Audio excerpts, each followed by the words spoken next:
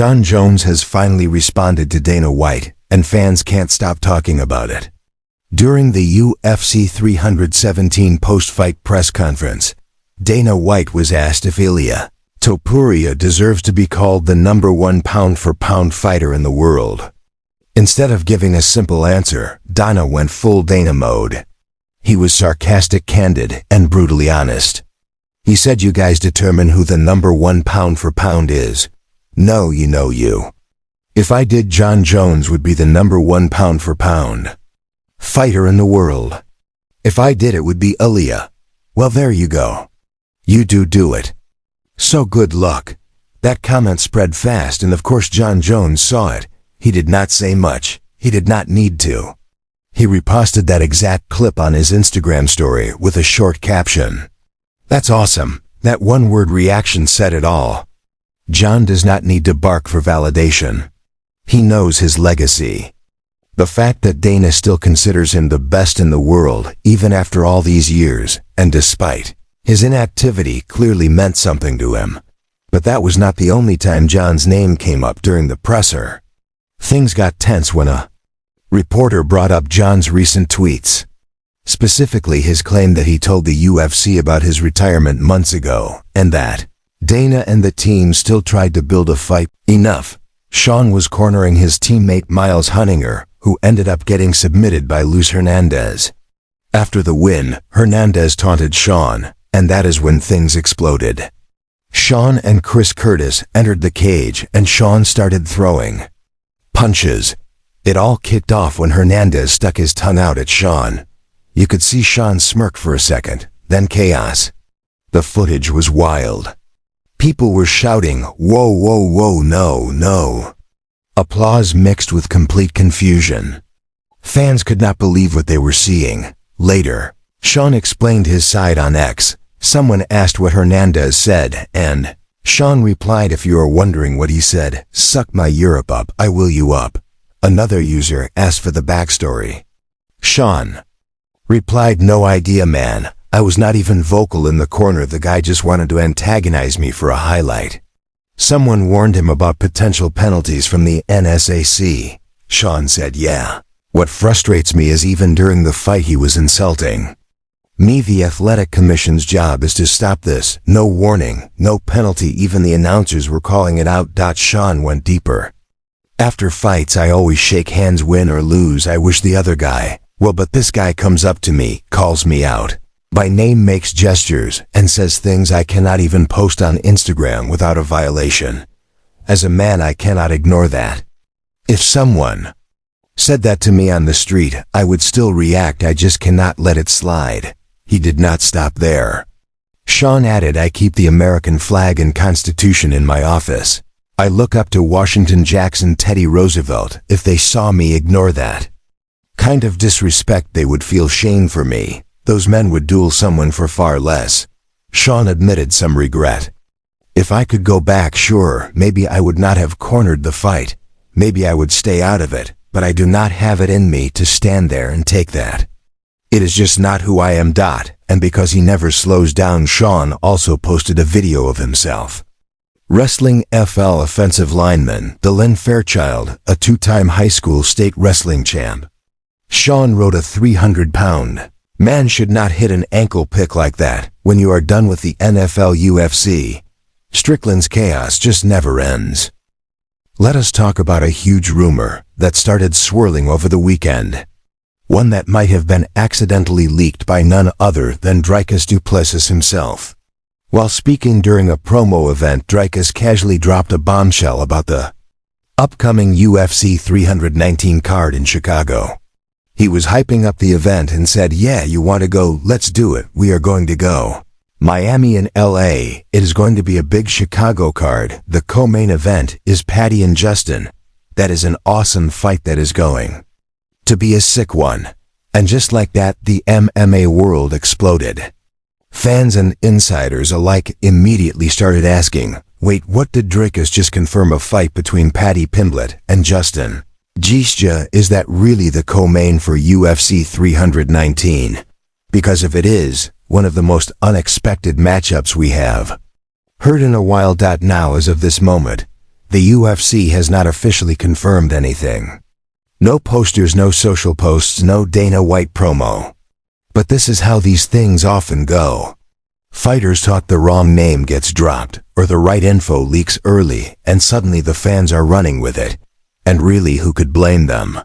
Just hearing the words Paddy Pimblett versus Justin Gaethje in the same sentence is enough to send fight Twitter into a frenzy.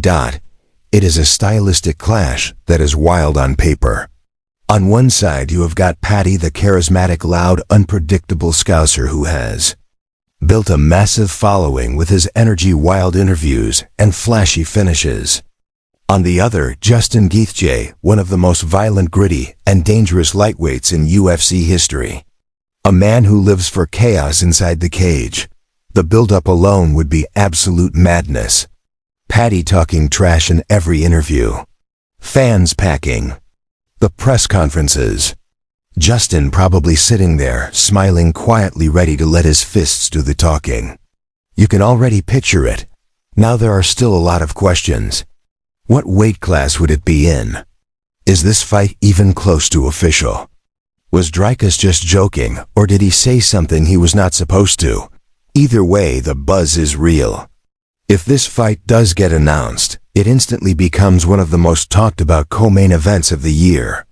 It would bring eyes from all angles. UFC 319 just got a whole lot bigger. Moving on to another story that really caught fans' attention. Joe Rogan says he is willing to break his own rule for Ilia Topuria. If you have followed Rogan over the years, you know he has made it pretty clear. He does not travel overseas for UFC events anymore. He has talked about it on his podcast and mentioned it during broadcasts. He just does not want to do it. Long flights, time zone shifts, jet lag, it is not something he is interested in anymore. And let us face it, Joe Rogan does not need the UFC money.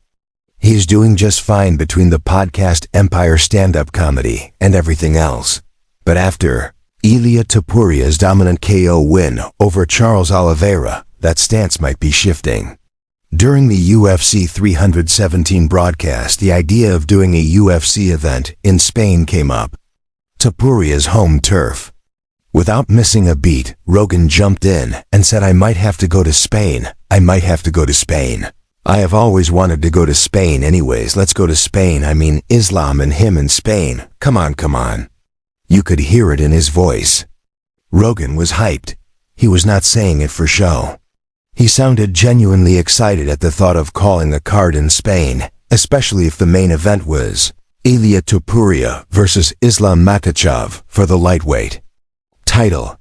That is a fight with global appeal, and Spain would absolutely explode for it. And this is not just wishful thinking. Dana White has already hinted that a Spain card is very possible now that Topuria has turned into a legitimate UFC star. He has got the look, the skill, the charisma, and now the resume to headline a pay-per-view anywhere in the world, especially in Europe. But here is the catch. The UFC's 2025 schedule is already packed, especially with international logistics. New York City usually gets a card in November, and Las Vegas is always the big December closer. That leaves limited room for major international debuts like Spain. Still, if any fighter can change the UFC's plans, it is Ilia Topuria. He is the kind of guy who puts butts in seats and sells pay-per-views. Fans love him. Broadcasters love him. And clearly Rogan loves him. That alone says a lot. So if you hear that the UFC is heading to Up next, let us talk about Max Holloway, who had a few pointed things to say ahead of UFC 318. And make no mistake, he is not showing up just to honor Dustin Poirier's farewell. He is coming to spoil the retirement party.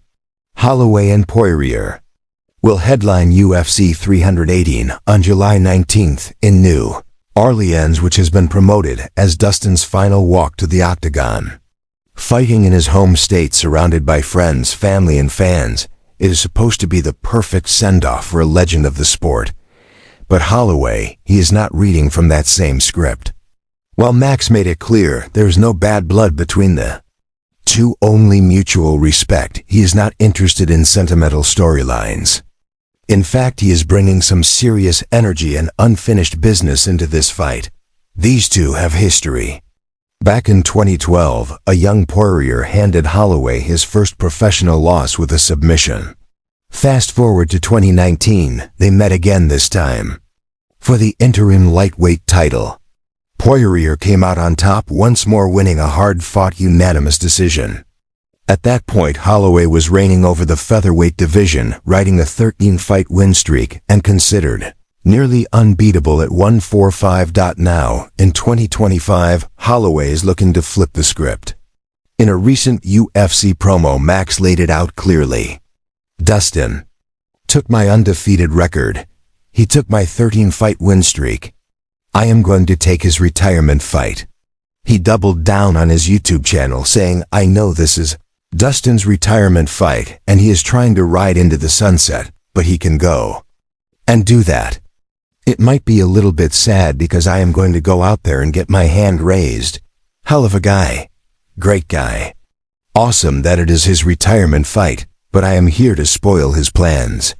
I am here to get my hand raised because I am still going to be here when he is riding off into the sunset. I want to go get an undisputed title, so I have got to make a statement. This is classic Max Holloway. Humble, respectful, but laser-focused on one thing: winning.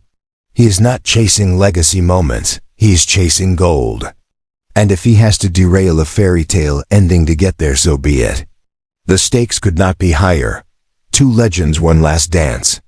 And Holloway, he is coming to crash the party. And finally, let us talk about Kamaru Usman, who recently gave one of the strongest endorsements yet for Ilia Topuria, a fighter many are calling the future of the sport. In a recent appearance, Usman openly admitted that now Usman sees Topuria as the pound-for-pound #1 fighter in the world. And for a former champion like Usman to say that it carries serious weight, Usman did not sugarcoat it. He said, I cannot pretend I give Ilia the pound-for-pound. Wow. I never thought I would hear that come out of my mouth, but I have been pondering that ever since I saw that fight. He was referring, of course, to Topuria's devastating performance against Charles Oliveira at UFC 317, where Ilia did not just win, he dominated in every possible way. Usman continued, we had a similar situation when Alex Pereira was doing what he was doing, but there is a difference here. Alex was not necessarily doing that against the same caliber of opponents that Ilia is handling. And not just the caliber, the way Ilia is putting everything together in these fights. Charles went to his wheelhouse. He took it to the ground and Ilia passed his guard, got to crucifix, he dominated. He dismantled a submission artist like Charles.